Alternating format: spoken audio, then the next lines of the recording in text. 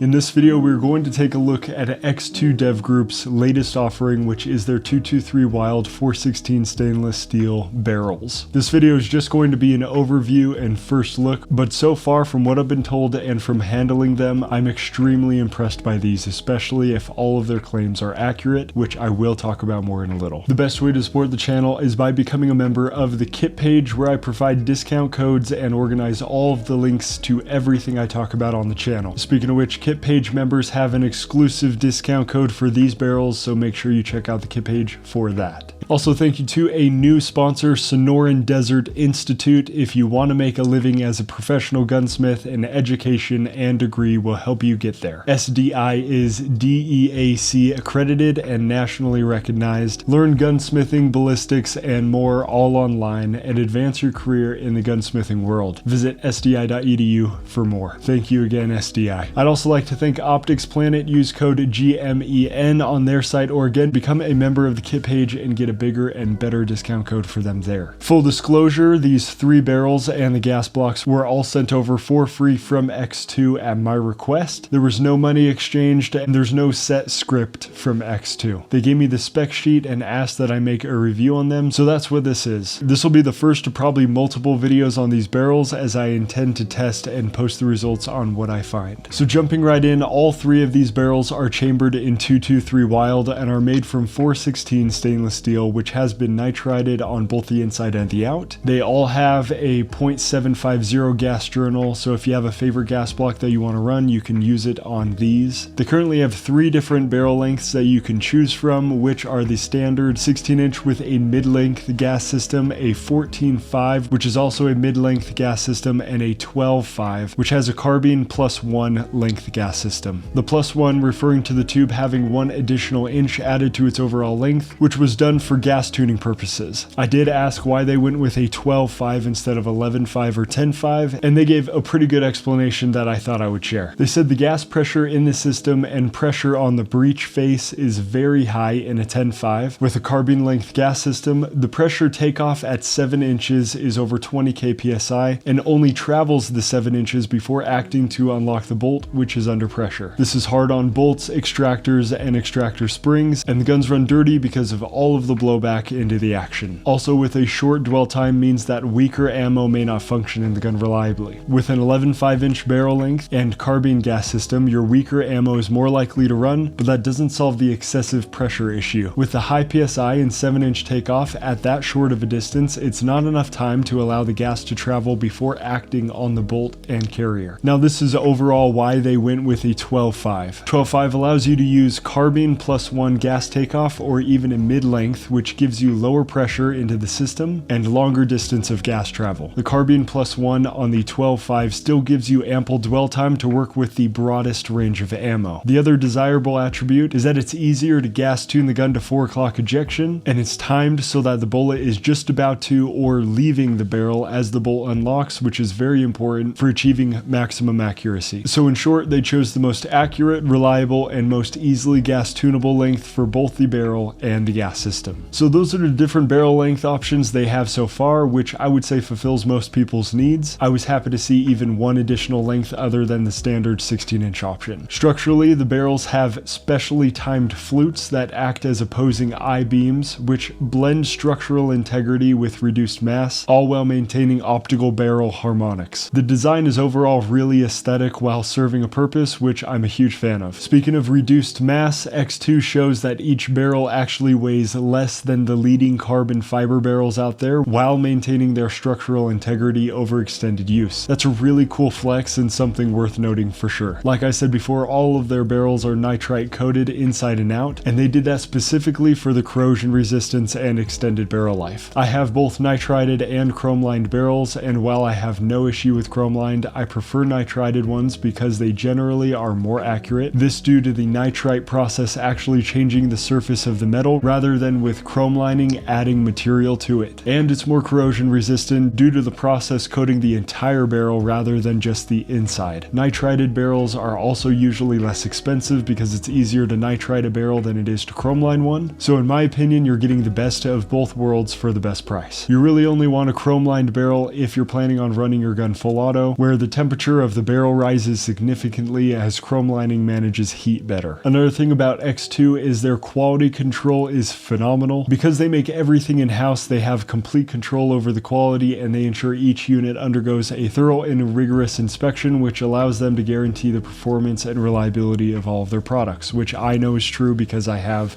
many of their products and they all come out perfectly every time. I personally love companies that invest in their own machines, so you know you're not getting a product that was made somewhere else, barely looked at, and could be flawed or damaged before it even gets to you. These guys are handling every product, they're packaging it themselves, and they're shipping it off to you from right where it's made. Now, I'm not going to go into a lot of detail on their gas blocks, but this is what they look like. This is just their fixed gas system that they make themselves, so you know it's good stuff. These fixed gas blocks are available when buying one of their barrels, so you don't have to go looking for one, but they also offer superlative arms adjustable gas blocks if you would rather run an adjustable block, or if you're planning on building out a setup where you need to tune the gas system, which is what I chose for this 12.5 barrel, that will be suppressed. I've used superlative gas blocks for a while now and have loved them, so I'm glad they chose to go with them because I'm already familiar with their products. I'm excited to test these barrels out to see how accurate they are. I'm also excited to see how well they all gas tune as I run a lot of my guns suppressed. I'll be sure to make future updates on how good these barrels are and how long they last. I may even do a little video where I compare all three together. I just need a little time to plan that one out. Overall, I am very impressed with what I've seen so far, and the fact that they are crazy light, well made, and still cost less than the leading carbon fiber barrels is pretty awesome. I'm excited to go out and train with these, which is what I recommend you do as well. Make sure you head out to the range, get some good training in so we can all be better prepared to defend innocent life, ourselves, and those we love. I do have more videos coming to the channel soon. I will see you in the next one.